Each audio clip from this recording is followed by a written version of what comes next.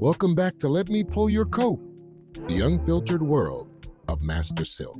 I'm your host, Master Silk. You know the deal by now. This is about giving you the raw, uncut truth, the kind you won't hear from some suit in a corner office. From the back alleys of Chicago to the high-stakes boardrooms of New York, I've seen it all. I've played every angle, navigated every hustle, and come out on top. I'm here to give you the map to a game that's designed to keep you lost. We're going to talk about power, how to get it, how to keep it, and how not to let it corrupt you. Money, how to make it, how to multiply it, and how not to let it make you a fool. Respect, how to earn it, how to demand it, and how to give it where it's due. This is about leveling up your thinking, your strategy, and your whole damn life. Before we go any further, make sure you're locked in and ready for the ride. Subscribe to Let Me Pull Your Coat, the unfiltered world of Master Silk, on Spotify, Apple, and Amazon podcasts, or wherever you get your audio fix. You don't want to miss a damn word of this. Trust me. Got a situation that's got you twisted? A question that's burning a hole in your brain? Hit me up at letmepullyourcoat@gmail.com. I'll take a look and give you the unfiltered Master Silk treatment. If you've ever gotten anything out of this podcast, a laugh, a lesson, or a lifesaver, then show your love. Hit that subscribe button. Slide over to my supporter page, drop a donation, and I'll shout you out personally next week. Every dollar goes toward keeping this wisdom flowing, and as a thank you, I'll hit you with a personal message or even a special email drop. Let's build together. Now, let's get into it. Keisha from Oakland asks, Master Silk, how do you handle a business partner who's constantly trying to undermine you behind your back? Keisha, that's snake behavior, plain and simple. I've seen that movie before, both on the streets and in boardrooms. Back when I was running my strip club named the Velvet Room at BJ's in Kansas City, I had a so-called friend named Marcus who was whispering in the ears of my associates, trying to poach my clientele, take over my operation. He was all smiles to my face, but behind my back, he was plotting his next move. I learned then that you gotta sleep with one eye open, and you gotta trust that gut feeling, even when it's screaming at you to ignore it. In business, it's the same game, just a different playing field. You might be dealing with lawyers instead of lieutenants, but the principle is the same. Document everything. Every agreement, every conversation, every transaction. Paper trails are your best defense against backstabbers. Watch their actions, not just their words. Are they consistently delivering? Are they transparent? Or are they always finding excuses and shifting blame? And when you catch them in the act, confront them directly, but strategically. Don't let your emotions control you. Lay out the evidence, state your position, and make it clear that you won't tolerate it. Sometimes you can salvage the relationship if they're willing to change, but most times you need to cut them loose. The cost of keeping a traitor in your inner circle is always higher than the price of walking away. Remember that. Mateo from Buenos Aires writes, what's your advice for someone struggling to transition from a 9-to-5 job to being their own boss? Mateo, the 9-to-5 is a comfortable cage for a lot of people. It's predictable, it's safe, and it lulls you into a sense of security. But for those with the fire in their belly, it can feel like a slow death. Breaking out takes guts, discipline, and a whole lot of hustle. When I decided to step away from the traditional path and build my own thing, to move from managing other people's businesses to building my own empire, it was like jumping off a cliff without a parachute. I had to learn to build my own wings on the way down. There were times I was eating ramen noodles for weeks, and the only thing keeping me going was the fear of going back to being someone else's puppet. My advice to you, start before you're ready. Don't wait for the perfect moment because it doesn't exist. There will always be a reason to stay put, a fear to hold you back. But you have to push through that. Save every damn dime you can. Build a safety net, even if it's a small one. You'll need it for those lean months when the money isn't flowing. And be prepared to work harder for yourself than you ever did for someone else. The freedom is worth it, but it ain't free. It demands sacrifice, long hours, and an unwavering belief in yourself.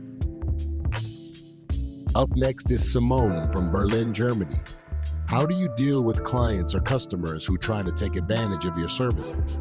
Simone, people will test you. It's a fact of life, whether you're on the block or in a boardroom. They'll push your boundaries, try to get something for nothing, and see how much they can get away with.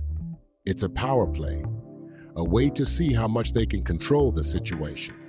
You need to set your terms and stick to them firmly. I learned this dealing with some unscrupulous characters back in my escort and strip club running days. I had dancers and high steppers that would try to negotiate their own rates, clients that would try to get free drinks or cheap services, and suppliers who would try to shortchange me on deliveries. If you let people walk all over you, they will. They'll sense weakness, and they'll exploit it. Be clear about your value, what you offer, and what you expect in return. I told my ladies, don't be afraid to walk away from a deal that doesn't respect your worth. Your time, your expertise, your product, it all has value. In a legit business, always have a contract. Paper protects. It spells out the terms, the obligations, and the consequences. It removes the ambiguity and leaves no room for interpretation. Next, we have Rajiv from Mumbai, India. What's the best way to handle a public failure or setback in business? Rajiv, everybody stumbles. Everybody falls. It's how you get back up that defines you. I had a very public business venture that didn't go as planned early in my real estate days.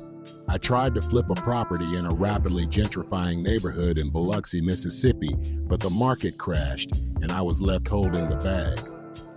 The press was all over it. People were talking, and I felt like I was under a microscope. It was a humbling experience, to say the least. I learned that you can't hide from it.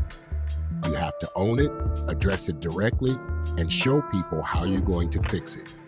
Transparency builds trust, even in the face of failure. I held a press conference, laid out the situation, and explained my plan to restructure the deal and minimize the losses. It wasn't easy, but it was the right thing to do. And most importantly, you have to learn from it.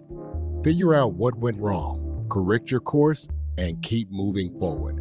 Failure is only final if you let it be.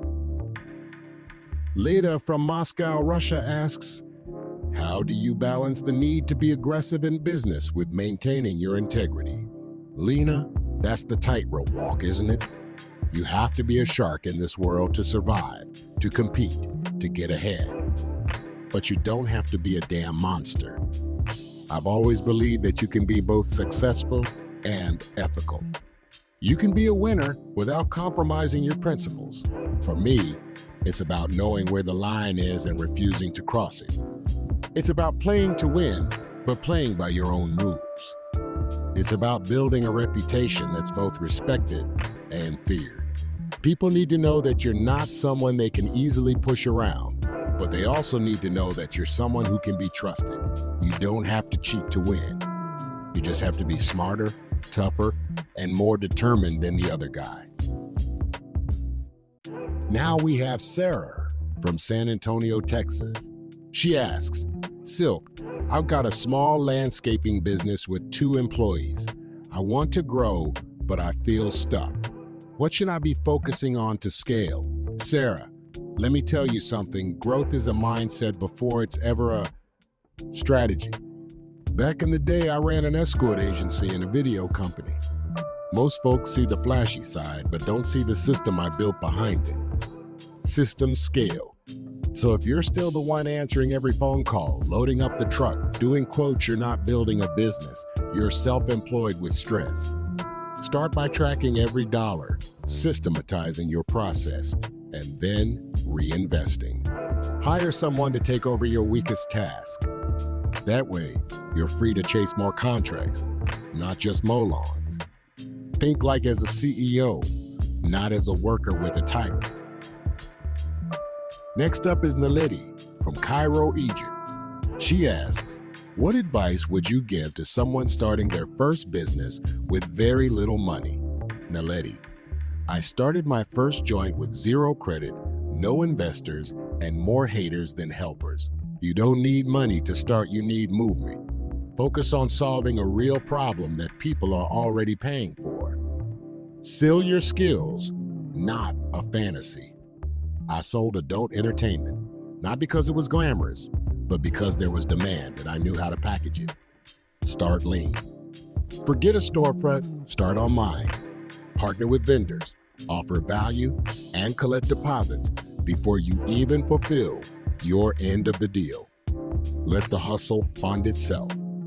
And every dollar, reinvest it. You're not broke, you're resourceful. Remember that. Now we have Clarence in Newark, New Jersey. He asks, what's your take on making money as a convicted felon? I want to go legit, but the system's making it hard. Clarence, listen close. I've mentored brothers who've done time and came out sharper than Harvard grads. I know the system is designed to trip us up, but that's where ownership comes in. You might not get hired, but you damn sure can hire yourself. I had a worker who did 10 years, came home and ran my bar like he owned it. Eventually, I gave him a cut. He learned everything: inventory, hiring dancers, managing budgets. He took that, flipped it, and now owns a food truck. Use your street smarts. You already understand risk, negotiation, and timing. Those are business traits. Channel that fire into something you control. Up next is Ayeka from Tokyo, Japan. She asks, Silk Sand, how do I know if my business idea is worth pursuing? Ayeka, thank you for the respect. Here's the deal. A good idea solves a problem, but a great business serves people over and over again. I had a friend who wanted to open a sneaker boutique. I told him, unless you're offering something different, like customs, exclusive drops, or a killer story, you're just another box with laces. Before you jump in, test it. Sell your product to strangers. If they pay, you're on to something. If they don't, then adjust. I once hustled VHS tapes out of the back of a car before I ever rented a studio. Proof of concept comes before pride. This one comes from Lionel in Miami, Florida. He writes, I've got an offer to partner with a flashy dude who looks successful. Should I do it? Lionel, the answer is no, not until you pull back the curtain. Flashy don't mean profitable. I've seen folks riding in Bentleys but dodging invoices. A real player keeps books, not just looks. Before I ever brought someone in, I looked at their credit, their work ethic, and how they treat people when shit goes wrong. I had a dude flash Rolexes and make big promises, then disappear when it was time to pay staff. Protect your name and brand. Partnerships are like marriages, messy to exit and expensive to fix. Bet them like you're hiring a babysitter for your legacy. Francine from London, England.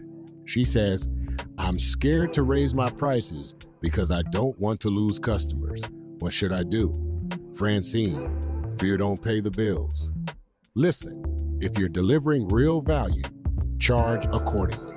I remember raising prices at my strip club thinking folks would revolt. Instead, we brought in higher paying clientele who spent twice as much and caused half the drama. Price yourself like a pro, not a bargain. You attract what you charge. And if they walk away, good. You just made room for better clients. This one's from Darnell in Gary, Indiana. He writes, I've got an idea for an app, but I don't know any coders. Should I just give up? Hell no, Gary. I didn't know how to make videos when I started my adult film business, I learned. You don't need to code, you need to lead. Find coders online, offer equity, or pay freelancers per milestone. Don't sell yourself short. Look, I built empires in industries I didn't have a damn degree in. The key was vision, not technical skills. Build a team around your weaknesses and keep the mission loud and clear. Next, we have Pilar in Madrid, Spain. She asks, how do I deal with burnout from running my shop alone? Pilar, I get it. I once worked 22 days straight when I opened my bar. Felt like I was married to that damn cash register. But you gotta recognize, burnout is a signal, not a badge. You're not weak for needing help, you're smart for protecting your engine. Outsource small tasks, even if it's just social media or inventory. Build in time to reset. I didn't learn that lesson until my blood pressure landed me in the ER. Your business dies if you die. Never forget that. This one comes from Mikhail in Toronto, Canada. He asks, how do I get people to take my business seriously when I'm just starting out? Mikhail, people respect consistency over hype. I've had folks laugh when I told them I made and sold adult films, and then they sat quietly when I showed them my six-figure profit sheets.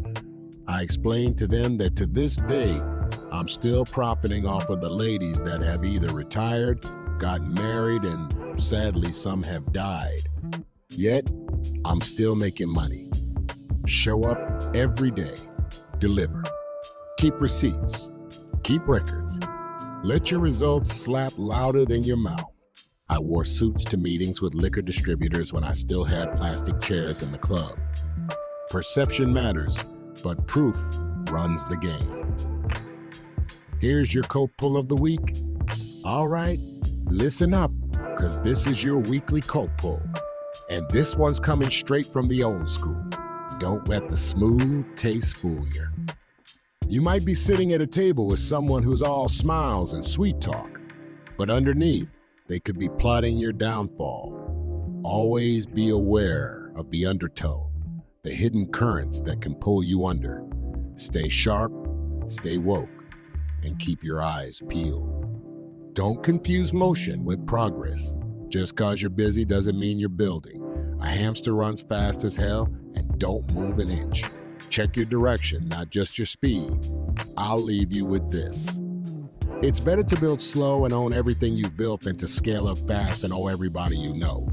Don't rush into partnerships just to look like a boss. Don't sign papers you don't understand. And if they haven't been with you at your lowest, they damn sure don't deserve a percentage at your peak.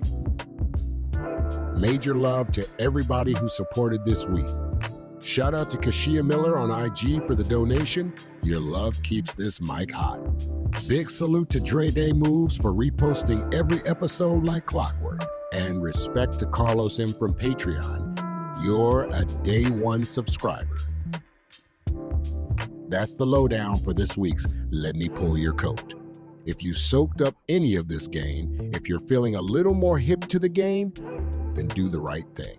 Subscribe to Let Me Pull Your Coat, the unfiltered world of Master Silk on Spotify, Apple, and Amazon podcasts, or wherever you get your audio fix. Send your questions, your dilemmas, your head scratchers to letmepullyourcoat@gmail.com. Share this with someone who needs to get their head right. Someone who's ready to step up their game. Remember, you don't get ahead by playing it square. You get ahead by being street smart, book sharp, and always knowing where the back door is. Stay cool, stay dangerous, and keep it real. This is Master Silk, signing off. Much love and much respect.